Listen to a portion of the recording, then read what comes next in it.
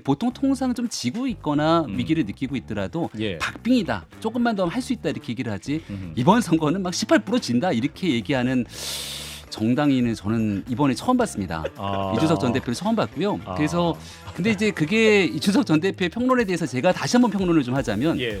평론도 사이비 평론이 아니라 아. 기본적인 예측에 대한 정확도가 좀 있어야 되거든요. 여론조사를 기반으로 모든 정보랑 데이터를 갖고 있었던 이준석 전 대표가 대표였던 때가 있습니다. 예, 예. 후기 지난 대통령 선거였죠. 예, 맞아요. 선거 직전까지 호남에서 20% 이상 반드시 가져온다. 아하. 그리고 그 당시에 전체 여론조사, 여의도연구원 조사 등을 바탕으로 그 당시 민주당이 굉장히 넉넉한 수치로 이긴다고 계속 주장을 해서 예. 이렇게 얘기하게 되는 게 선거 전략으로 도움이 되냐 라는 이야기들도 있었거든요. 예. 마지막 이재명 대표가 잘하는 거 있지 않습니까? 한 3표가 부족하다. 아하. 이렇게 읍소해야 되는데 뚜껑을 열어보고 0.7% 차이로 나게 되니까 당시 출구조사 과정에서 사색이 됐던 이준석 전 대표 얼굴 표정 다 기억하고 있잖아요. 예. 그래서 지금 하고 있는 사실상 이 전 대표의 18% 평론은 차이.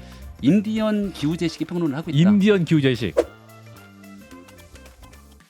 네, 오늘도 최선을 다해 주실 최고위원과 초선 의원을 만나겠습니다. 먼저 국민의힘 김병민 최고위원님 어서 오십시오. 네, 안녕하세요. 오랜만입니다. 예, 그리고 더불어민주당 김한규 의원님 어서 오십시오. 네, 김한규입니다. 반갑습니다. 예, 일단 긴 연휴 두 분 잘 보내셨습니까? 우리 김병민 최고위원님. 네, 연휴가 길긴 굉장히 길었는데요.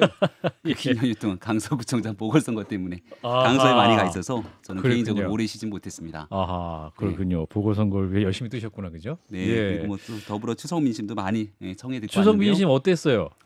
제가 주변에 만나는 분들이 추석 민심은 시작부터 이재명으로 시작해서 예. 마지막 끝날 때까지 이재명 대표로 끝나는, 아, 그래요? 예, 그 추석 바로 직전에 있었던 법원의 이 아, 영장 영장 심사였기 기각. 때문에 아하. 그 내용들에 대한 의견들을 좀 많이 주셨고, 그다음은 누가 뭐래도 경제에 관한 문제들 많이 주셨죠. 좀 물가가 워낙 많이 오르고 있고 오르고. 또 기름 넣기 무서울 정도의 유가 문제. 오늘은 오기 전에 보니까 또 장 마감에 주가가 쭉 빠졌던데, 예. 이런 환율 주가에 이르기까지 사실 민생 문제가 심상치 않아서 음흠. 이 문제 좀 집권 당이 책임지고 집중했으면 좋겠다라고 하는 민심도 청취하고 왔습니다. 네, 김병민 최고는 이재명으로 시작해서 이재명으로 끝난 민심이었다 이렇게 말씀 주셨는데, 자, 김한규 의원님은 민심 어떻게 들으셨어요? 제주도 다녀오셨습니까? 네, 뭐 개인 얘기부터 먼저 하면 예. 제주도에서는 원래 추석이나 설 때 거리에서 뭐 피켓 들고 인사를 하는 분이 없었더라고요, 예전에. 아하. 근데 제가 첫 정치를 수도권에서 좀 하다 보니까 당연히 해야 되는 줄 알고 시작을 했더니 뭐냐, 다른 정치인들이 왜 그러냐고. 우리만 안 하는 게 티가 나지 않냐, 이런 걱정을 하시더라고요. 그래서 제가 그분들한테 원망을 많이 샀는데 한번 시작을 하니까 안 할 수가 없어갖고. 요 육지 얘기입니다, 이러면서. 예, 그렇죠. 근데 이제 지방들은 면적이 넓다 보니까 아하. 또 전철역이 없어서 가야 될 때가 많아서 아하. 좀 명절 힘들게 보냈고요. 예. 저희도 뭐 관광지라서 아무래도 경기를 많이 타는데 중국 관광객들이 조금 오긴 했는데 예. 그래도 뭐 이분들이 돈을 많이 쓰고 가진 않아서 체감할 수준은 아닌 것 같고, 경기가 힘들다라는 얘기, 무엇보다 중요한 건 이제 미래에 대한 기대, 조금 나아지겠지라는 게 없는 게 그분들을 좀 힘들게 한다라는 생각이 들고요. 예.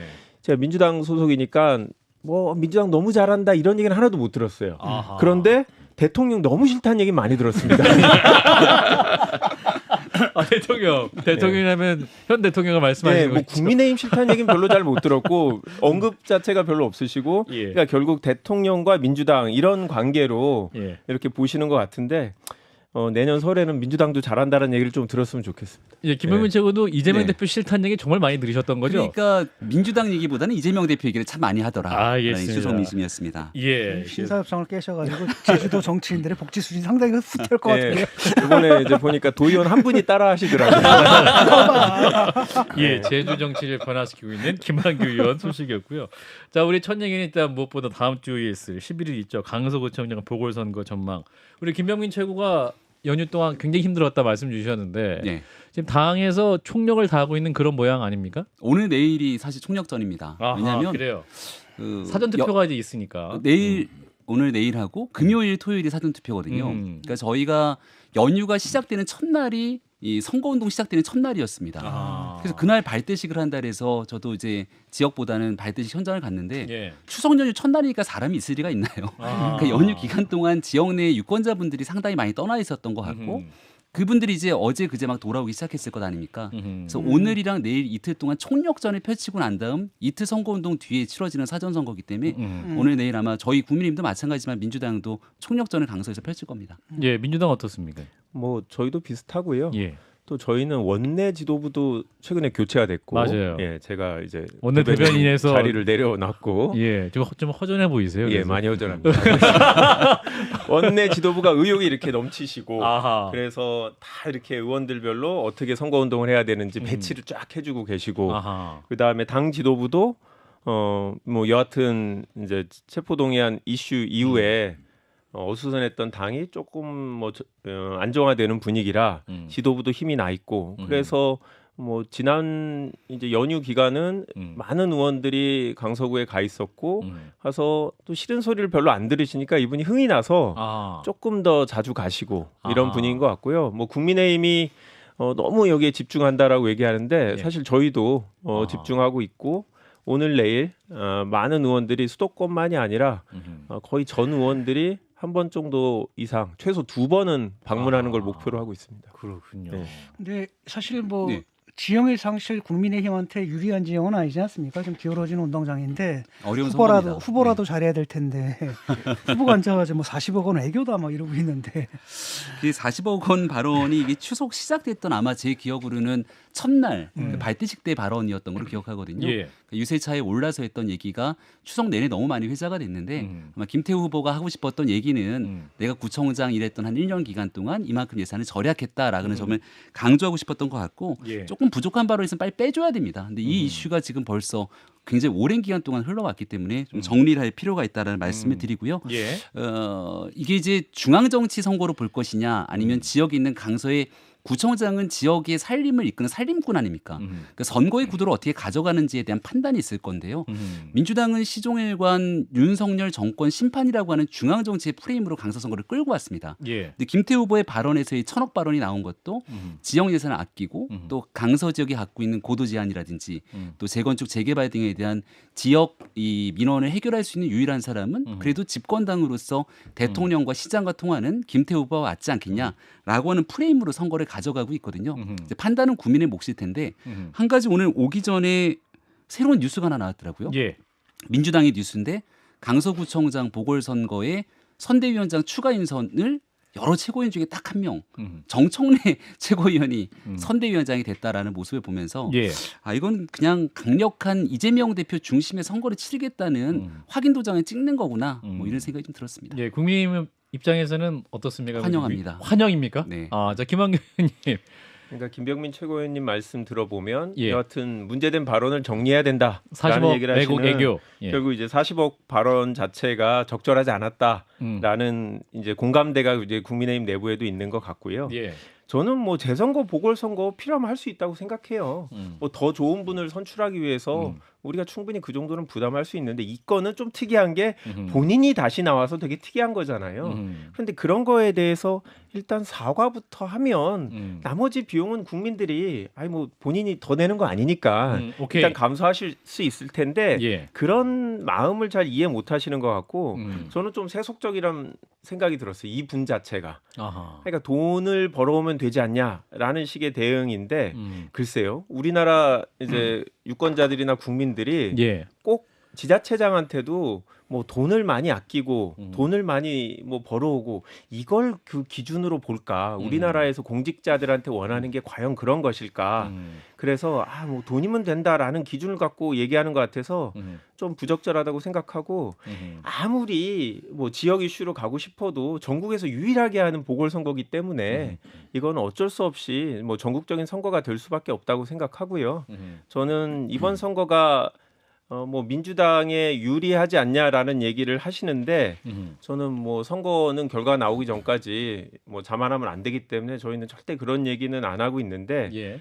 저희 선거에도 단순히 이기는 게 목표가 아니라 조금 더 이제 차이가 많이 좋은 차이가 나게 선거를 이겨서 지금 대통령의 국정 운영에 대해서 국민들이 불만을 갖고 있다라는 걸 한번 확인하는 기회가 돼야 되지 않겠나 생각하고 자, 있습니다. 이런 가운데 이제 민주당에서 오늘 그 김태우 후보자 관련해서 이제 아파트 보유 관련해서 이제 문제 제기를 했는데 그러니까 이제 성남시 분당구와 서울 성동구 성수동에 김태우 후보가 각각 10억 원이 넘는 아파트를 보유한 반면, 그러니까 두 채니까 한 20억대가 되겠죠. 근데 이제 이번 강서구청장 후보자로서 강서구에는 보증금 1,000만 원 전셋집에 새 들어 산다. 그래서 이게 양도구역 정권의 전형이다. 뭐 이렇게 또 비판을 하고 있습니다. 그리고 여선웅 전 행정관 같은 경우는 또 이제 이 김태우 후보가 과연 이 강서구에 제대로 산 거 맞냐? 뭐 관보에 게재된 그 주소지를 근거로 네. 또 그런 비판을 하고, 이 부분은 어떻게 보고 계십니까? 저는 민주당이 이재명 대표에 대한 돌려가기를 하는 건가?라는 생각이 제일 먼저 들었습니다. 이재명 대표 돌려가기다. 이재명 대표 집이 인천 계양구에 혹시 있나요? 음흠. 제가 거기 전세- 살고 계시죠? 전세집이 전세 살고 전세를 살고 있죠. 김태우 후보도 전세를 살고 1,000만 있죠. 원짜리는 아니죠. 1,000만 원은 전세집이 아니라 거기에 월세가 있는 것이고요. 예. 이재명 대표도 본인에 대한 자택은 아마도 성남에 그대로 있을 겁니다. 음. 애당초에 아무런 연고도 없는 인천에 왜 왔냐 이런 얘기를 들을 정도의 음. 문제점이 있었는데, 사실 대한민국 국회의원 중에 제가 이재명 대표를 콕 집어서 얘기한 건 민주당이 이런 방식의 정치 공세를 하니까 그럼 그대로 민주당이 이재명 대표는 하고 돌려드릴 수밖에 없는 것이고요. 예. 과거에 있었던 민주당의 정치인들 중에도 본인이 그 지역에 살고 있는 곳은 전셋집을 살고 실질적인 집은 뭐 강남에 살고 있는 이런 내용도 아마 전수조사하면은 이미 기사에 보도된 바가 꽤 많이 있을 겁니다. 그래서 이 내용 하나만을 가지고 지금 선거 막바지 이르러서 네거티브성 성격으로 끌어내리는 것 별로 적절치 이건 않다고 팩트 생각합니다. 체크를 조금만 하고 자, 넘어가면 김성현 소장님. 예. 일단 1,000만 원에 60이면 딱 가격이 나오는데 이제 오피스텔 빌리면 요 정도면 보증금 빌릴 수 1,000에 있거든요. 월세 60만 원. 전셋집으로 생각할 게 이제 오피스텔인 전월세. 거고 원룸 예. 오피스텔일 가능성이 높고요. 예. 그다음에 지방자치단체랑 국회의원이랑 다른 것은 국회의원은 전국적으로 업무를 보는 거라서 그래서 어느 지역에 살더라도 다른 지역에 출마할 수 있는 것이 법적으로 문제가 없고요. 예. 이 지방자치의원은 반면에 아주 엄격하게 규정해서 이사를 했다 걸리면 의원직을 상실당합니다. 최근에 시원 한 사람도 그래서 의원직을 아하. 잃기도 했죠. 그러니까 주소지에서 벗어나면 안 되고 아하. 주소지에 60일 이전인가 들어가서 사는 것부터 규정이 다 되어 있을 만큼 예. 지방자치는 그 지역에 사는 게 중요한 문제라서 그것은 좀 다르게 봐야 될 문제고요. 주호영 의원도 예를 들어서 대구가 지역구시지만 반포 아파트 그 재개발하는 거 그 가지고 계시고, 뭐 곽상도 의원 옛날에 장미 아파트 강동 사시고, 뭐 국회의원들 같은 경우는 심지어는 대구에 있는 모 국회의원은 서울시장 투표하러 서울 올라오시는 거 제가 봤거든요. 이제 뭐 그럴 수는 있는데 집이 지방자치는 서울이었어요. 조금 다르다는 말씀드리겠습니다. 네, 그 지방자치가 조금 달랐던 내용이기 때문에 예, 아마 예. 송영길 당시 서울시장 후보가 서울에 집이 없는 상태에서 와갖고서는 서울시장 선거를 치렀던 기억도 납니다. 네.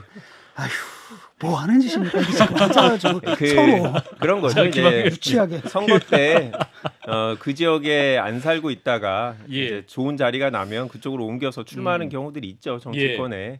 근데 이제 김태우 후보 같은 경우에는 구청장으로 당선돼서 6월 1일부터 당선돼서 예. 활동을 하셨잖아요. 그렇죠. 그렇다고 하면 선거 때 급하게 구했던 집들을 제대로 옮기고 실제로 행정을 하시는 분이니까 그러니까요. 실제로 거기서 살면서 그 지역 주민들과 동일하게 경험을 하시는 게 분명히 아마 구정에 훨씬 도움이 될 텐데 그렇게 하지 않았던 뭐 이유가 뭔지를 잘 모르겠어요. 예. 그런데 저는 뭐 집이 두 개라고 해서 무조건 공직자가 안 된다라고 생각하지는 않고 재산으로 소유할 수 뭐 있는 있을 수는 거니까요. 있죠. 근데 이제 검찰 수사관으로 어떻게 그 집을 잘 구했냐. 근데 뭐 예전에 부동산 경기가 좋을 때 벌 수도 있었으니까 그거보다 하여튼 1년 동안 뭐 했나라는 측면에서 한번 생각을 해보셨으면 좋겠습니다. 자, 우리 김병민 최고께서는 그 민주당의 진교 후보자 비판할 거 있으면 비판 좀 해주세요. 우리 서로 칭찬하는 분위기 아니에요? 아니 지금 김태우 후보 칭찬 안 했잖아요. 지금 저희가. 좋은 말도 좀 해주시고. 예. 저는 뭐 상대 후보를 깎아내리면서 네거티브 선거 좀 안 했으면 좋겠다 생각하고 있는데요. 예. 그래서 이제 진교 어제 후보. 말씀드리는 것처럼 선거 이제 내일 모레 투표지 않습니까? 예, 그렇죠. 근데 투표가 가까워왔을 때 지역적인 문제 끌고 들어와 갖고서는 이런 문제들이 있다 이렇게 막 덮어씌우는 선거는 안 했으면 좋겠고요. 예. 큰 그림에서 좀 봤으면 좋겠습니다. 그러니까 진교훈 후보에 대해서 얘기하고 싶은 것 하나는 예. 일단은 이재명 대표가 픽한 사람이라는 것. 그러니까 경선에 대한 절차들 또 후보들이 많았을 텐데 이재명 대표로 인한 선거였고 예. 또 이재명 대표를 지키겠다고 나섰던 사람이기 때문에 실제 강서 지역 살림을 이끌 준비가 되어 있겠는가라고 하는 지적 한 가지. 예. 두 번째는 진교훈 후보가 쭉 썼던 글들을 보니까 재건축 재개발에 대해서 김태우 후보가 쭉 밀고 나가는 것들에 대한 부담감이 좀 있었던 것 같아요. 예. 나 이거 잘할 수 있다 이렇게 외치면서 예. 당선되면 구청장에 재건축 재개발 상한판 설치하겠다 이런 글을 썼더라고요. 아하. 그래서 문득 생각나는 게 문재인 정부 청와대 계셨지만 일자리 현황판. 그러니까 일자리를 만들 실질 준비가 하나도 안 돼 있는데 약속해놓고 5년 내내 시달렸던 게 그 일자리 현황판 어디 갔냐 이런 거였거든요.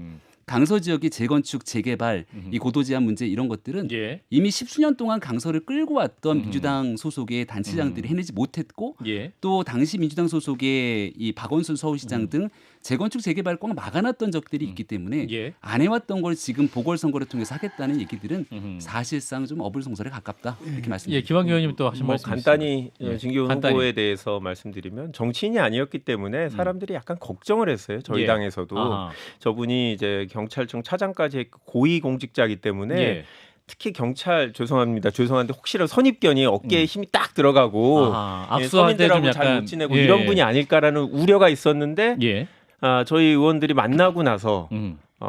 그런 걱정을 놨죠. 그냥 아하. 소위 아주 정치인들 많이 하는 좀만 만나면 형님 아하. 하고 되게 살갑게 사람들을 대하는 거 보면서 아하. 사실 저희들이 여기 와서 무슨 얘기한다고 표심이 어떻게 바뀌겠어요. 사실은 후보자를 보고 입소문이 나는 게 중요하다고 생각해요. 아하. 그런 면에서 아마 이제 이미 강서 구민들은 진교훈 후보가 고위공직자 출신이지만 생각과 달리 되게 사교적이고 그런 어떤 인간적인 면에 대해서 구전이 되고 있는 것 같아서 저희는 긍정적으로 보고 있습니다. 김태호 후보도 긍정적인 거 좀 살가우시죠? 김태호 후보도. 사교적이고 긍정적인 건 김태우 후보도 만만치가 않죠. 알겠습니다. 자, 두 분의 네. 공통점 네. 장점 얘기해 주셨고, 자 이제 이런 가운데 이제 강서구청장 선거 전망 많이 하고 계시는데 이를테면 이준석 전 대표는 질 거다. 18% 차이로 질 거다 이렇게 얘기를 하고 있고 하태경 의원 같은 경우는 그 15% 이상 격차가 나면 치명타다. 그러나 이 투표율이 관건이기 때문에 40% 정도의 투표율이면 어떤 지지율 강성 지지자들 중도로 이제 이렇게 투표를 할 것이기 때문에 또 박빙 가능성도 있다 이렇게 말씀하시거든요. 예. 자 우리 김병민 측은 어떻게 전망하세요? 저는 선거가 사실 마지막 뚜껑을 열 때까지는 어떠한 결과도 예측하기가 어렵거든요. 예. 뭐 한 여론조사에서 15% 차이가 나다가도 막상 뚜껑을 열면 뒤집히는 경우들도 있습니다. 국회의원 선거도 가장 많이 대표적으로 있었어요. 2016년도 종로에 있었던 맞아요. 선거 같은 예. 경우가 그 당시 정세균 오세훈 선거 이런 경우들이 있거든요. 이게 보통 통상 좀 지고 있거나 위기를 느끼고 있더라도 예. 박빙이다. 조금만 더 할 수 있다 이렇게 얘기를 하지. 이번 선거는 막 18% 진다 이렇게 얘기하는 정당인은 저는 이번에 처음 봤습니다. 아. 이준석 전 대표를 처음 봤고요. 아. 그래서 근데 이제 그게 이준석 전 대표의 평론에 대해서 제가 다시 한번 평론을 좀 하자면 예. 평론도 사이비 평론이 아니라 아. 기본적인 예측에 대한 정확도가 좀 있어야 되거든요. 근데 이준석 전 대표 예측은 지난 총선에 어떠한 그 본인의 강서구 이야기들인데. 가불병에서 네. 이제 국민의힘 후보들이 투표 모았던 그 총수를 더해서 민주당 네네. 후보와의 격차를 18% 나왔다. 17.85? 이 대표의 얘기를 들으면 항상 근거는 있어요. 자기 나름대로. 예, 나름대로 근거 근데 있다. 두 가지의 명확하게 바꿀 수 없는 결과가 있는데요. 예. 가장 최근에 있었던 선거는 전당대회였잖아요. 예, 예. 천하용인 선거를 통해서 무조건 이긴다. 아. 얘기했던 그 4명의 많은 근거들이 있었거든요. 예, 예. 뚜껑을 열어보니까 단 한 자리도 가져가지 못했던 아. 그 당시 이준석 전 대표의 평론이 한 가지고요. 아하. 두 번째는 그건 자기 선거라서 그래요. 원래 자기 선거를 못 맞춰. 제일 중요한 게 여론조사를 기반으로 모든 정보랑 데이터를 갖고 있었던 이준석 전 대표가 대표였던 때가 있습니다. 예, 예. 후기 지난 대통령 선거였죠. 예, 맞아요. 선거 직전까지 호남에서 20% 이상 반드시 가져온다. 아하. 그리고 그 당시에 전체 여론조사, 여의도 연구원 조사 등을 바탕으로 그 당시 민주당이 굉장히 넉넉한 수치로 이긴다고 계속 주장을 해서 예. 이렇게 얘기하게 되는 게 선거 전략으로 도움이 되냐라는 이야기들도 있었거든요. 예. 마지막 이재명 대표가 잘하는 거 있지 않습니까? 한 3표가 부족하다. 아하. 이렇게 읍소해야 되는데 뚜껑을 열어보고 0.7% 차이로 나게 되니까 당시 출구조사 과정에서 사색이 됐던 이준석 전 대표 얼굴 표정 다 기억하고 있잖아요. 예. 그래서 지금 하고 있는 사실상 이 전 대표의 18% 평론은 차이. 인디언 기후제식의 평론을 하고 있다. 인디언 기후제식. 예, 라고 아까 생각합니다. 사이비 내피셜 뭐 이런 말씀하셨나요? 사이비 내피셜이다. 사이비 평론이라 그랬고 사이비 평론. 예.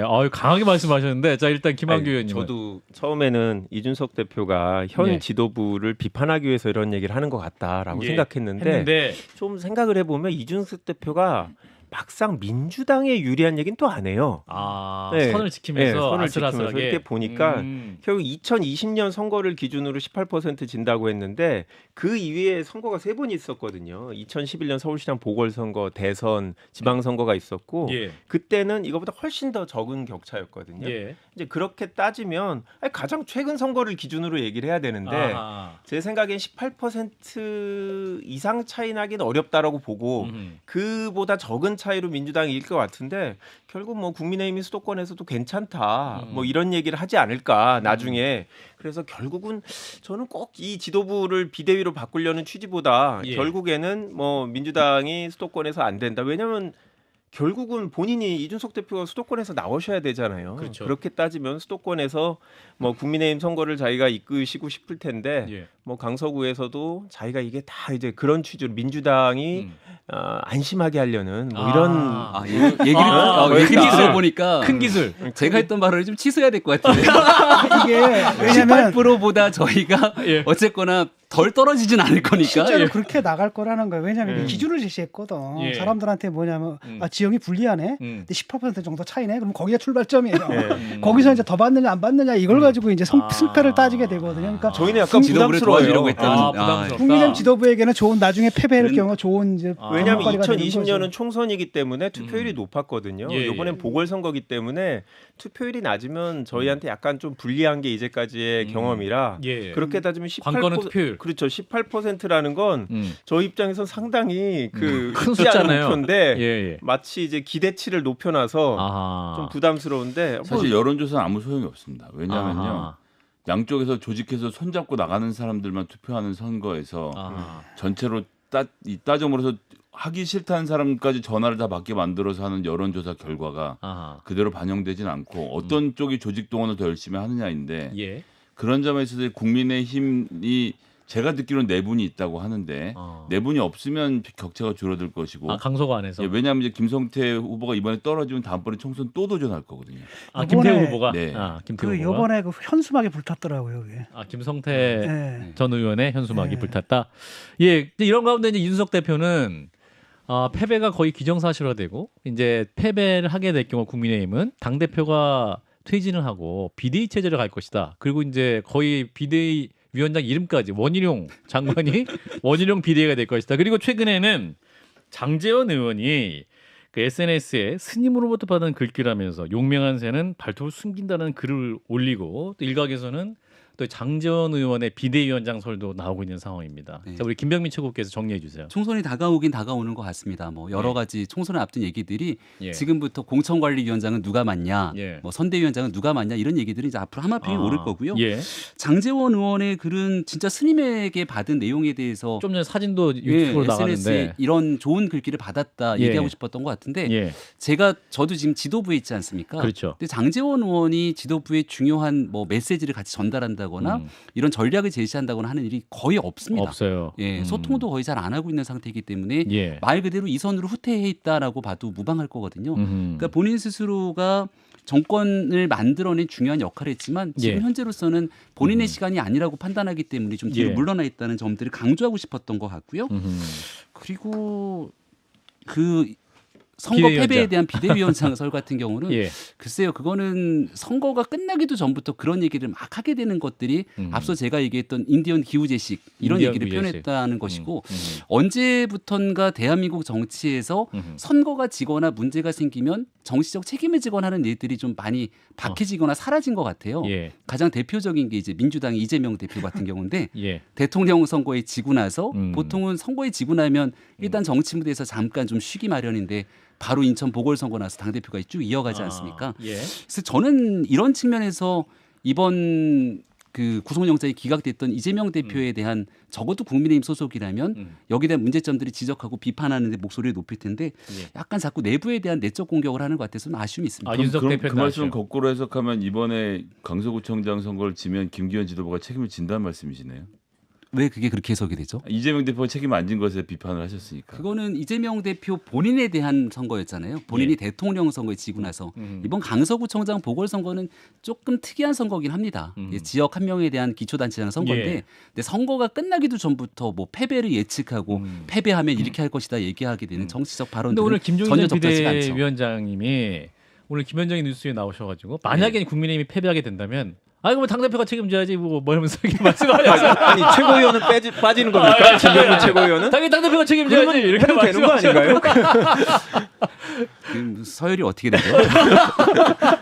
수석 최고는 아니신 것 같은데. 네. 자 김한규 의원님은 이 책임론 어떻게 나올지 민주당 역시 또 민주당도 만약에 질 수도 있잖아요. 민주당이 어떤 선거 뚜껑 열어봐야 되는 거니까. 네. 그럼 민주당에서 어떤 상황이 있을지 뭐 국민의힘 상황과 함께 예측해 아니 주시면. 뭐 그전에 이제 원희룡 원희룡 장관 장관의 얘기부터 비대위원장. 하면 예.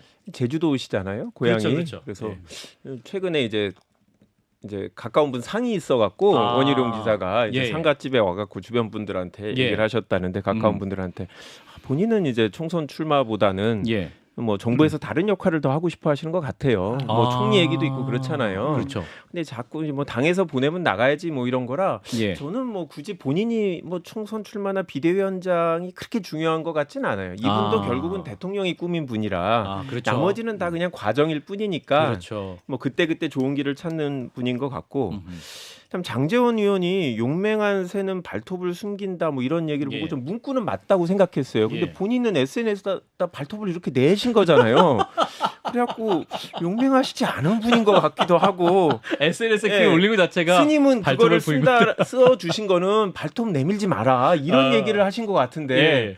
스님의 충고가 아무런 의미가 없게 된 것 같아서 좀 안타깝고 예. 아니, 당의 얘기는 예, 민주당.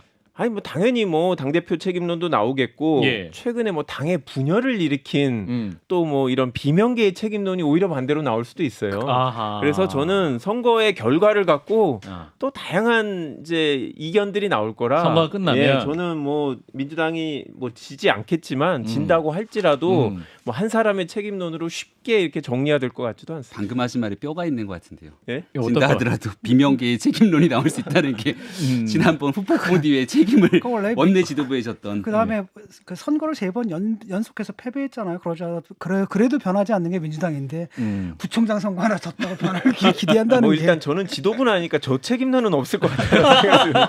김병민 최고는 뭐 좀 다르겠고. 예. 그러니까 발톱 일단- 얘기 짧게만 예, 발톱. 하고 싶은데요. 예. 초반을 제외하면 장제원은 사실상 윤석열 대통령과의 신뢰관계는 좀 많이 끊겼다고 듣고 있고 많은 분들이 그래요. 이렇게 관측을 하고 계십니다. 뭐 장제원 의원이 움직이는 대로 잘 움직여지는 것이 없어서 그래서 이 말씀은 뭐냐면 지금 발톱이 없는 걸 국민들이 다 보고 있거든요. 아하. 나는 용맹하다라는 말씀을 하고 계신 것이 아닌가. 아하. 그러니까 저도 지금은 모르는 내 얘기를 때가 아니다라는 거고 하지만 예. 곧 내 때가 올 것이다라고 얘기를 하는 거고 예. 그 기회 중에 하나가 이제 이번에 보궐선거죠. 네, 김병민 최고 무슨 말씀하시죠? 예. 저도 듣도 보도 못한 얘기를 많이 이렇게 듣고 알고 계신 것 같아서 예. 예. 그 많은 참고가 되셨습니다. 네. 근데 여러 가지 뇌피셜 성격의 얘기들이 쏟아지고 있는데 좀 사실을 정제해서 예. 우리 청취자분들께 드렸으면 좋겠습니다. 국민의힘 같은 경우에는 사실은 이번 선거에다 후보를 내면 안 되잖아요. 규책 사유가 당에 있는 거고 심지어는 뭐냐면 다른 후보를 내도 문제가 될 텐데 바로 그 사람을 또 냈단 말이죠. 그다음에 당에서는 애초에 반대했고 원하지 않았는데 대통령실에서 냈단 말이죠. 그 사실 좀 확인해 주세요. 김기현 예. 대표는 원하지 않으셨어요? 김기현 대표는 그렇게까지 본인의 가면 안 생각을 되고. 잘 얘기를 안 합니다. 제가 팩트를 정확하게 얘기해요. 제가 아니, 옆에 제가는- 있으니까 최고위원회 회의에서 그러니까 당 지도부 회의에서 제가 팩트를 말씀드리는 이번 선거에 더 잘 알아. 여쭤보는 거예요. 여쭤보는 예. 건데 이번 선거에 후보를 내지 않는 방안도 검토해 보셨나요? 그러니까 제가 이제 팩트를 말씀드릴게요. 팩트. 예, 김기현 요거만 하고- 대표의 예. 리더십은 항시 어떤 중요한 의사결정이 있을 때 예. 옆에 있는 사람들한테 의견을 먼저 청취합니다. 그럼 항상 부담감이 제가 그래도 최고위 김병민 위에 서 바로 옆에 있으니까 있잖아요. 바로 옆에서 물어봐요. 김치고 어떻게 생각합니까? 예. 그럼 여기서 제가 발언하고 대답하는 게 예. 주변에 다른 생각을 갖고 있는 사람들이랑 틀어질 수 있기 때문에 예. 상당히 부담스럽거든요. 아하. 그러니까 그 내용들을 다 듣고 난 다음 판단하기 때문에 뭐라고 마지막까지 말씀하셨어요? 본인 입장 얘기하지 않았어요. 아니 그래서 김병민 최고 최고위원 뭐라고 하셨어요? 저는 방송에서 시종일관 나가서 얘기했던 게 예. 그래도 우리의 귀책 사유 등에 대해서 네. 좀 고민할 필요가 있다는 얘기를 늘 해왔지 않습니까 방송에서. 알겠습니다. 그 얘기를 그대로 전달했었죠. 자, 그리고 한 가지 마지막 정리. 짧게. 김태우 후보를 찍어서 낸 게 아니라 예. 우리 정당은 경선을 했습니다. 예, 이 웃음에 당 대표도 경선 아니야. 당 잠깐만. 대표도 선거로 뽑았지. 예, 잠시 광고 듣고요. 예, 다음 잠시 후에 포털 사이트 여론 조작 의혹 이슈를 이어서 짚어보겠습니다. 예, CBS 라디오 박정희 한판승부 함께하고 계시고요. 네, 최선 한판 김병민 국민의힘 최고위원 그리고 김한규 더불어민주당 의원 두 분과 함께하고 있습니다. 자, 며칠 전에 아시안 게임 대한민국과 중국 축구 경기 당시에 포털 사이트 다음에서 이제 어느 팀 응원하냐 했을 때 91%가 중국을 응원하는 클릭으로 나와가지고 굉장히 큰 논란입니다. 근데 이제 국민의 박성중 의원 같은 경우는 이게 다음 응원 페이지 분석한 결과 조작 세력이 가담한 사실이 명백히 드러났다. 그리고 이제 청년 대변인 같은 경우 차이나 게이트 얘기도 하고 국민의힘에서 이 사안은 굉장히 좀 중요하게 보고 있는 것 같습니다. 네, 일단은 팩트는 문제가 있는 게 사실이죠. 그러니까 그렇죠. 국민들 보기에도 굉장히 기이했죠. 갑자기 대한민국이랑 같이 이 경기를 하고 있는데 예. 북한에 대한 국내 사이트. 예, 응원 클릭이 훨씬 더 많았고 이게 국내 포털에서 네이버 같은 경우는 로그인하고 들어가서 거기에 대한 경우는 그렇지 않았는데 다음 같은 경우가 이제 로그인 없이 들어와서 이 조회수에 대한 조작 등 이런 것들이 있지 않았냐 문제가 제기됐고 결국은 정부까지 나서서 이거 문제가 있는 것 아니냐. 대통령실도 타당한 지적인 것 같다. 그렇게 얘기를 하고 나니까 그제서야 이제 업무방해 등에 대한 혐의 얘기를 하면서 포털에서 카카오에서요? 움직이기 시작했다는 거죠. 예. 저는 제가 다음이나 네이버라든지 포털의 운영을 책임지고 있는 사람이라면 많은 내용들을 들여다볼 텐데 이게 좀 이상하지 않냐 싶으면 즉각적으로 어디에서 이런 조회수가 들어왔는지 확인이 가능할 것 아닙니까? 그게 매크로를 사용해서 특정 아이디가 계속해서 이런 부분들이 문제를 일으켰다는 건데 빨리 좀 이런 것들이 조정돼야 되는데 조정이 안 되니 이게 과연 여기에만 있는 거야? 라고 하는 의구심이 국민들께 커질 수밖에 없죠. 정리 조정이 필요합니다. 김학의 의원님 어떻게 보세요? 관련 거기에만 있지 않을 수 있다고 생각해요. 에헤. 저도 대통령실이 운영하는 국민제한 투표 홈페이지도 복수 투표 가능하거든요. 예. 그러니까 대통령실이 로그인 없이. 예, 로그인 없이. 거기서 하여튼 중복 투표가 가능한 거죠. 그러니까 왜 본인들이 운영하는 데서 발생할 수 있는 문제에 대해서 문제 제기할 때도 아무 말도 안 하다가 이 건만 갖고 하느냐. 그리고 이 건도 좀 이상한 게 지난달에 한국하고 키르기스스탄도 축구를 했는데 예. 그때도 키르기스스탄이 85%까지 나왔어요. 아하. 그다음 작년에 카메룬하고 할 때도 카메룬도 83% 나왔고요. 아하. 그러니까 아마 그 나라에서 장난을 치는 걸 수도 있고 아니면 뭐 누군가가 여하튼 이 응원 예, 사이트를 좀 사실과 장난치고 다른 싶은 건 맞죠. 그렇긴 한데 아니 이거는 뭐 국기문란 행위라고 여당 대표가 나와서 할 얘기인가라는 정도의 생각이 들고 예. 이런 거보다 축구 응원보다는 대통령실 운영하는 국민제한 홈페이지 이런 게 더 어떻게 보면 정책에 직접적으로 영향을 미치고 대통령이 의사결정할 때 인용도 하기 때문에 이런 게 더 중요하죠. 저는 그러니까 문제는 뭐냐면 집권 여당인데 합리적인 생각을 해야 되잖아요. 예. 이게 무슨 말도 안 되는 음모론이거든요. 이게 말이 되려면은 진짜 허무맹랑한 얘기인데. 그래도 이제 이 국민의 허무맹랑한 입장에서는 얘기를 믿고 예컨대 이제 정부에서까지도 공식 입장을 내고 이러는 것들이 제가 볼 때 그냥 한마디로 미쳤다는 생각이 들거든요. 근데 국민의힘이나 이제 여당 정부 같은 경우는 과거 이제 대선에서 드루킹 사건도 있었고 실제로 이제 어떤 여론 인터넷을 통한 여론 조작이 큰 피해자라고는 인식을 내면화돼 있기 때문에 이번 사건의 경우도 이거 보면 이거 강서구청 선거에도 영향 미치는 거 아니야? 내년 총선에도 안심할 수 없는 거 아니야? 이런 생각할 수도 있지 않을까요? 그러니까 드루킹 사건 있잖아요. 예. 그 드루킹이 대선의 결과에 무슨 영향을 끼쳤느냐? 저는 하나도 영향을 안 끼쳤다고 보거든요. 그때는 문제는 뭐냐면 오히려 예. 민주당 측에서 예. 영향을 끼쳤다고 한 거예요. 우리가 당했다. 그래서 민주당 측에서 고발해가지고 잡았는데 나중에 알고 보니까 그게 드루킹이었던 거죠. 예. 그러니까 사실은 아무 그 효과가 없는 거고 누군가가 그 짓을 하는 애들이 있거든요. 예. 그걸로 여론이 조작될 수 있다고 믿는 것 자체가 굉장히 잘못됐다라는 겁니다. 그게 미신이에요. 미신이다. 그렇게 장난치는 애들이 있겠죠. 이쪽에도 있고 저쪽에도 있고. 그다음에 뭐 이 사안만이 아니라 여러 사안에 대해서도 장난치는 것들이 있는데 그것이 이 거대한 민심을 좌지우지할 수 있다는 그 믿음 자체가 비합리적이다라는 거예요. 근데 이제 김경수 지사라든지 이제 드루킹 본인 관련해서 대법원이 유죄 판결되지 않았습니까? 예. 분명히 그런 어떤 선거에 영향을 미쳤기 때문에 사법적 책임이 있다고 판단하는 것이고. 김경수 지사처럼 예. 김경수 지사가 대통령 선거 때 문재인 당시 대선 후보의 수행을 담당했던 최측근 중에 측근이잖아요. 예. 그런 사람이 그런 엄청난 불법에 대한 위험성을 감내하면서까지 여기에 대한 드루킹 일당과 함께 모의해서 여기에 대한 매크로 등으로 조회수, 추천 등에 대한 조작을 나섰다는 건 그만큼 영향력이 있다는 판단이겠죠. 예. 그러니까 진 작가님이 말씀 주셨던 것은 이게 잡혔던 게 당시 있었던 평창 동계올림픽 당시에 예. 남북 단일팀에 대한 여론이 좀 우호적이지 않게 흘러가게 되니까 거기에 나와 있는 내용들을 지켜보면서 추미애 전 장관이 이거 문제를 삼았고 그러다가 밝혀진 건데 끌고 들어가서 보니까 그건 2018년도 문제고 대통령 선거했던 2017년도 때 그 얘기가 나왔다는 거잖아요.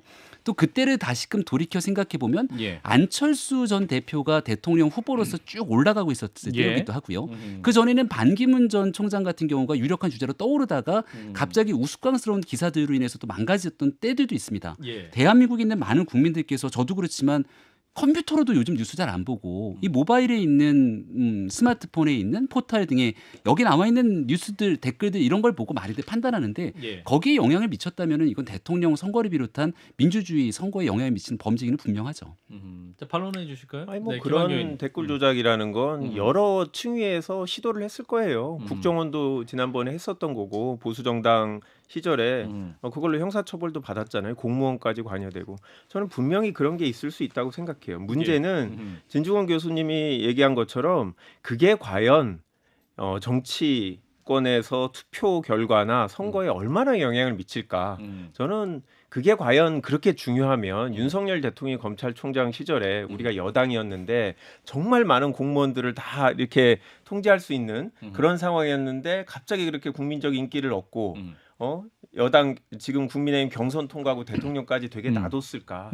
아닌 거죠. 사실은 그런 유혹이야 사람들이 많이 느끼고 할 수도 있다고 생각해요. 예. 그런데 국민들이 그냥 자기가 같은 생각을 갖고 있는 댓글을 보면 기뻐하고 좋아하고 그럴 뿐이지 나랑 다른 생각이 많다고 해서 갑자기 그 생각으로 바뀌거나 좋아요가 많다고 해서 사람들이 투표를 할 때 뭐 의사선택을 달리하거나 이런 사람은 그렇게 많지 않다. 그런데 지금 정부 여당은 너무 민감하다. 너무 본인들한테 불리한 뭔가 중국 이러면 공산주의로 바로 연결되고 아하. 종북으로 연결되고 지금 발언들이 이렇잖아요. 이렇기 때문에 문제가 있는 이런 것들은 로그인하게 하면 해결되는 거죠. 그런데 이거를 무슨 국기문란이라고까지 조금 있으면 저는 2020년 선거 끝나고 나서 결국은 뭐 선거 조작됐다 이런 차이나 주장을 게이트. 했던 것처럼 다시 한번 결국 그런 식으로 쭉 이어가려는 흐름 아닌가 이런 불안함이 진 교수님. 음모론의 본질이 뭐냐면 이 거대한 사회가 사실 수많은 사람들이 수많은 집단들이 만들어내는 합력의 결과로서 움직이는 거잖아요. 예. 근데 음모론은 간단하거든요. 이 거대한 사회가 소수 사람들의 조작에 음모에 의해서. 의해서 그 사회 행방이 달라진다 이런 믿음이거든요. 예. 이런 믿음을 갖다 공유하고 있는 거 같건데 김어준 같은 사람이란 말이죠. 근데 그걸 갖다 당의 지도부 차원에서 김어준스러운 생각을 하게 되고 그걸 갖다 정부에서 또 공식 입장까지 내고 이런 대통령실에서. 것들은 나는 굉장히 문제가 있다고 보거든요. 그러니까 이게 확장돼 나간 게 아니라 예. 분명한 팩트가 일단 드러난 것 아닙니까? 그러니까 중국 특정 팀으로가. 아이디 한 개, 두 두 개, 개에서 두 개가, IP 이게 두 개가. 해외에 있는 네덜란드인가요?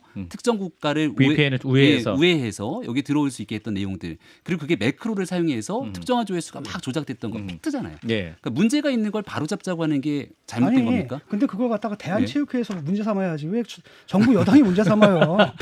이해가 안 가. 아니, 그러니까 그동안 있었던 지난날 드루킹 사건도 마찬가지고 예. 그 대한민국에서 실질적인 포탈 등에 대한 이런 조작 등을 바탕으로 범죄가 이뤄지게 됐을 때 그 피해는 온전하게 국민의 몫으로 돌아갈 수밖에 없다 판단하고 저는 민주당도 여기에 대해서는 같이 이 문제 바로 잡자라고 목소리를 내고 난 다음 두 그다음 가지 순차적인 지적을 진행이 하고 맞는 것 네, 같습니다. 싶은데요. 김성현 첫 소장님 번째는 말씀하세요. 네이버하고 다음이 지금 갖고 있는 기술력으로 충분히 매크로를 잡을 수 잡아내고 있다. 방지할 수 있습니다. 예. 근데 지난번에도 말씀드렸지만 클릭수와 조회수, 체류 시간, 댓글의 개수 이런 것에 대한 유혹을 벗어나지 못하고 있는 건데 이 부분에 대해서 말씀하신 대로 네이버하고 다음에 대책을 요구해야 된다라고 생각하고요. 예. 그런 점을 바로잡는 것은 가능한데 이걸로 선거 결과가 바뀐다라고 생각하거나 혹은 또 어느 게시판에 가면 중국의 뭐 요즘 뭐라고 부르는지 그러니까 요즘 제중동파라고 하는데 예전에 이제 조선족이라는 명칭을 그대로 쓰면서 예. 조선족들이 댓글을 달아가지고 우리나라 여론이 바뀌어갖고 지금 선거를 국민의힘이 지고 있다는 식으로 인식하고 계시는 분들은 예.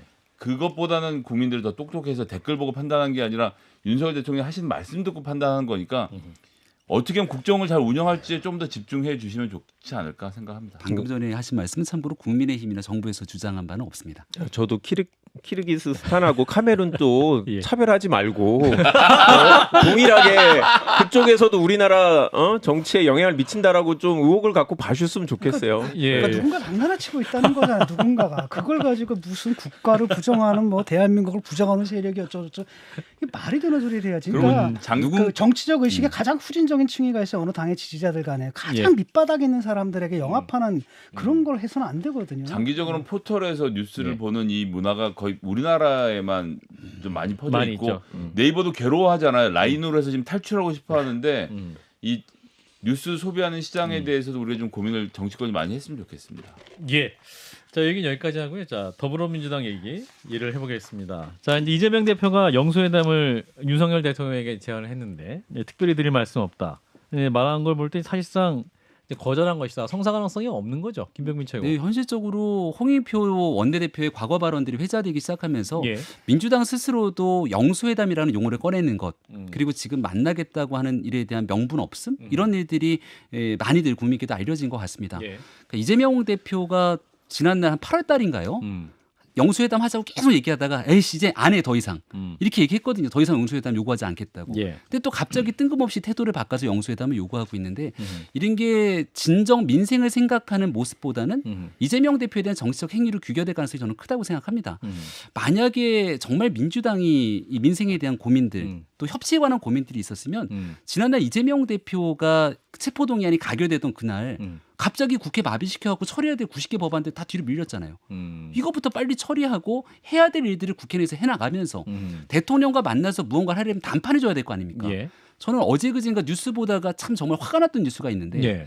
21대 국회에서 결국은 이 국민연금 연금 개혁 다 물 건너갔다. 내년으로 연기됐죠. 끝났다. 이런 기사 보니까 화가 좀 나더라고요. 아. 그러니까 그런 일들을 비롯해서 정말 여야 정치권이 뭘 이것만큼 우리가 해야 된다라고 하는 공통의 미래를 향한 의제가 있으면 모르겠는데 예. 갑자기 난데없이 단식하기 전에는 후쿠시마 계속 얘기하다가 지금 민주당 후쿠시마 얘기 잘 안 하잖아요. 그러면서 민생 얘기하면서 영수회담 하겠다고. 그래서 이런 얘기들에 대한 진정성이 좀 많이 떨어지는 것 아닌가 싶습니다. 김한규 의원님. 저희가 내일 이제 여가위에서 여가부 장관 인청을 하기로 돼 있는데 김행 후보자. 예. 예. 잘 안 되는 분위기였어요. 그런데 이제 오후에 양쪽 원내대표가 만나시면서 예. 이제 돌파구가 마련된 거거든요. 결국 만나면 뭔가 해결이 돼요. 항상 당 대표끼리 만나거나 뭐 아니면 대통령과 야당 대표 뭐 필요하면 여당 대표 같이 만나도 좋고 일단 만나야 지금 교착 상태가 풀려질 수 있다고 생각을 해요.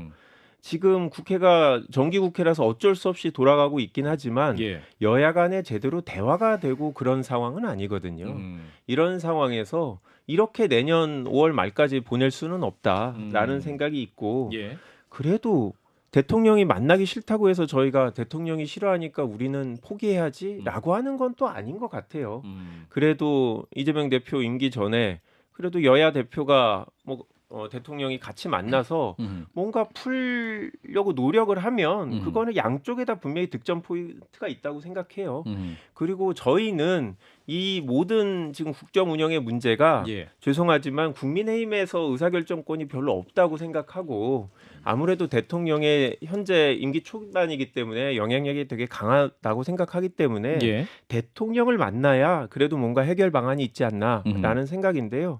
저는 뭐 김기현 대표랑 같이 만나도 삼자가. 충분히 그리고 필요하면 원외 정당의 대표들도 뭐 정의당이라든지 같이 만날 수 있다고 생각하고 일단 만나야 해결 방안이 있다. 그리고 할 말이 없다 하지 말고 도대체 왜 안 만나는지를 한번 정확하게 좀 얘기를 해주셨으면 좋겠습니다. 만나면 풀린다 이렇게 말씀 주셨는데요. 예.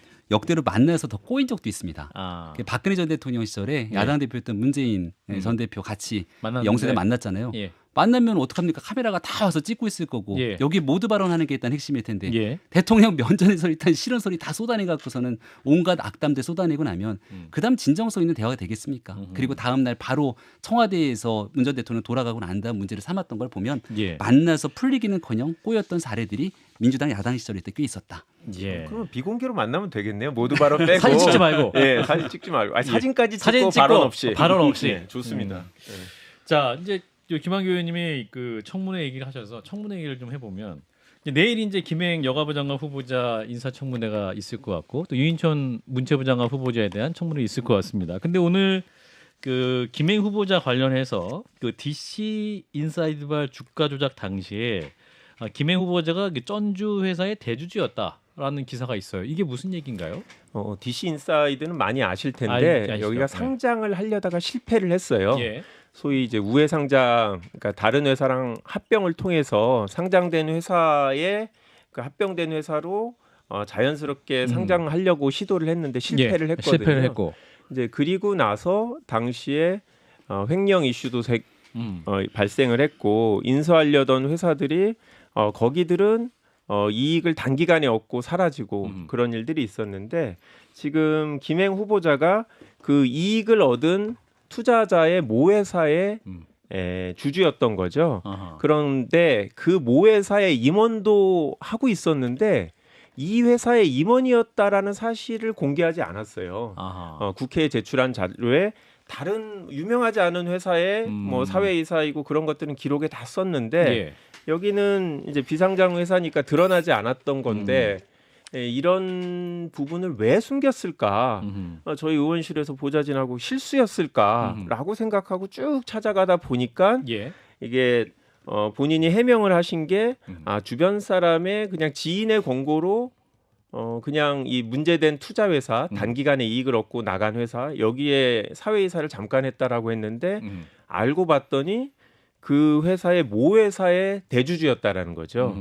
이런 사실들을 글로벌 리소스 왜 굳이 이야기를 안 했을까? 넥서스 투자라는 회사의 모 회사가 이제 글로벌 리소스인데요. 예. 다른 회사와 달리 여기를 숨기려는 이유가 있었을 것이다라고 저희가 보고 있고 예. 당시에 DC 인사이드가 우회 상장이 실패해갖고 상당히 많은 소액 주주들이 피해를 받고 예. 그리고 또 당시에 관여된 회사 중에 하나는 횡령을 하고 나서 문제가 됐는데 상장 폐지가 아니 저기 회사 자체가 청산이 돼갖고 예.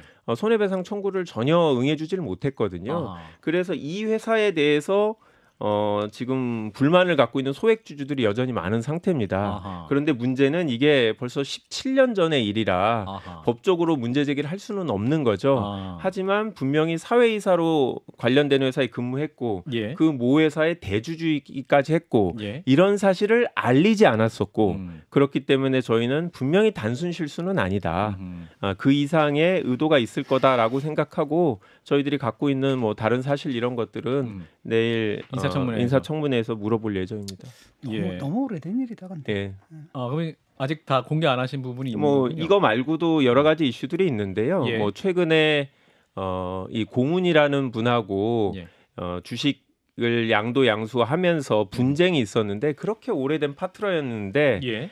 본인들이 매수인인 김행 후보자가 지급해야 될 돈을 본인이 인수하려는 회사가 대신 지급하게 했는데 그마저도 약속을 지키지 않고 고문이라는 분을 바로 해임을 하면서 임금으로 주기로 했는데 매수 대금을 임금도 주지 않았던 거죠. 그런데 아하. 법원에서 그건 실제로 김행 후보자가 지급을 했었어야 되는 거다라고 해서 소송을 패소하고 했는데 사실은 이게 단순히 누가 대신 주려고 하는 게 아니라 세무적으로 이제 김행 후보자가 지급해야 될 부분들을 지급하지 않은 부분들이 있는데요. 좀 디테일한 부분이라 그거는 내일 청문회에서 드러나서 공직자로서의 과연 자격이 있는 거냐, 있는 것인가?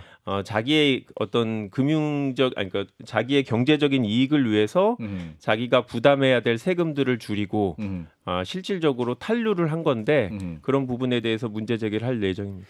예. 그 지금 장관 후보가 3명 아닙니까? 근데 문제는 뭐냐면 셋 다 통과시켜드리기 참 없을 것 같고 그래서 적어도 한 분 정도는 좀 내주셔야 되지 않을까 생각이 좀 들거든요. 국민의 입장을 묻고 계시네. 김 의원도 그렇잖아요. 주식 파킹한 건 이건 안 되지 않냐. 김행 후보자 다른 부분들은 일반 결정적인 결격 사유라고 할 건 좀 없거든요. 이념적인 문제고 철학적인 문제라서 그런 거지.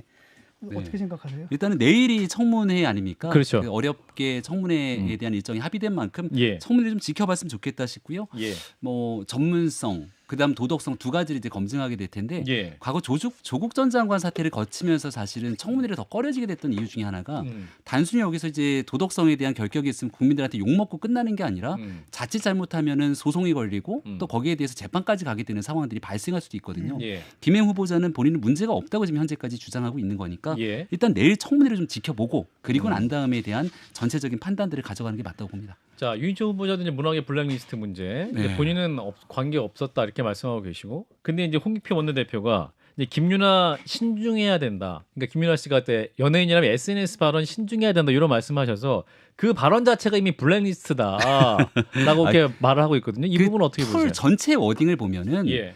그 공적 위치에 있는 사람이라면 여러 발언들에 대해서 신중해야 된다는 굉장히 좀 무난한 표현들을 쏟아낸 것으로 보이거든요. 그러니까 김윤아 씨에 대한 발언 꼭 집어갖고서 너 이런 발언할 때 신중해야 돼라고 하는 맥락의 의미는 아니라고 생각을 합니다. 청문회를 거치면서 이제 이런 얘기들도 충분히 나오게 될 텐데 근데 실제로 국민의힘에서는 그 전에도 저 그러니까 김규리 씨도 그렇고 그다음에 김윤아 씨도 그렇고 예. 그다음에 그 김미화 씨도 그렇고 어떤 특정 연예인들 갖다 집요하게 공격했거든요. 거의 스토킹 수준으로. 예. 왜 그러는지 모르겠어요. 아, 제가 저는- 하나만 말씀드리고 싶은데 예. 윤천 장관 이런 얘기도 했어요. 나라 돈으로 국가 이익에 반하는 작품을 만드는 게 말이 되냐 이렇게 했는데 그 무식한 국가 소리죠, 지원 받으면 한마디로. 지원 받은 대로 국가 이익을 위해서 하라는 건데 이것도 굉장히 위험한 이게 것 같아요. 그거는 문화적인 소양이 전혀 없다는 얘기거든요. 예. 지원하되 그게 간섭하지 뭔데. 않는다. 아니, 라고 그냥 하는 저는 네. 기본적으로 연예인들이 공적 인물이라는 생각 자체가 안 들어요. 저희는 공적 인물이죠. 국가에서 녹을 먹고 공적인 일을 하는데 많이 알려졌다고 해서 공적인 인물이냐? 저는 그 자체에 대해서 동의하지 않거든요. 저는 아무리 유명한 분이라도 스포츠 스타든 연예인이든 저는 사회적 이슈에 대해서 발언할 수 있고 다른 생각을 갖고 있는 또 사회적 유명한 인물들이 발언할 수 있다고 생각해요. 책임은 저희 정치인들이 지는 거고 그분들이 개인적으로 생각이 다른 사람한테 비판을 받을 수 있는데 발언 자체를 못하게 하는 거 저는 그런 생각 자체가 저는 문제가 있다. 동의할 수 없어요. 과거에 노사연 씨가 윤석열 대통령 부친상에 왔다는 이유만으로 예. 엄청난 정치적인 공격을 받은 적이 있는데 정치적인 공격이 아니라 일부 그런 사람들이 아니, 주장을 한 그런 거지. 공격- 아니, 꽤 정당이 있었는데 예산을 끊지는 않았잖아요. 그런 일들에 대해서도 좀 형평성 있는 목소리들을 같이 가져갔으면 좋겠다는 얘기도 함께 거기서도 드립니다. 좀 그 사람들 좀 어떻게 당해서 만류하든지 좀 해야지. 근데 하여튼 뭐 정당인들끼리 나서서 공격할 일들은 아닌 것 아니 같고. 그냥 즐기잖아요. 그냥 뒤에서. 예. 자, 마지막 30초 마무리는 김한규 의원님께 그 이균용 대법원장 후보자 네. 6일에 그 포결이 있는데 당론은 아직 정해진 게 아니죠. 네, 당론은 정해지진 않았고 일단 여론 조성 작업을 좀 더 하고 나서 여론 그날 아니, 국민들이 잘 모르는 것 같다. 아하. 중간에 이슈들이 너무 많아갖고 예. 그리고 나서 한번 판단하자. 아하. 그래서 다음 본회의 직전에 의총을 다시 한번 해서 당론으로 정하자라는 건데 예. 당론 여부와 관계없이 예. 과연 이 시대의 가장 법관 중에 가장 우수한 대법원장 후보자냐 그렇지 않다라고 생각하는 거는 공감대가 있습니다. 예. 자, 오늘은 여기까지. 오늘도 최선을 다해 주신 두 분은 국민의힘 김병민 최고위원 그리고 더불어민주당 김한규 의원님 두 분 고맙습니다. 네, 고맙습니다. 감사합니다. 좋아요? 구독. 알림 설정.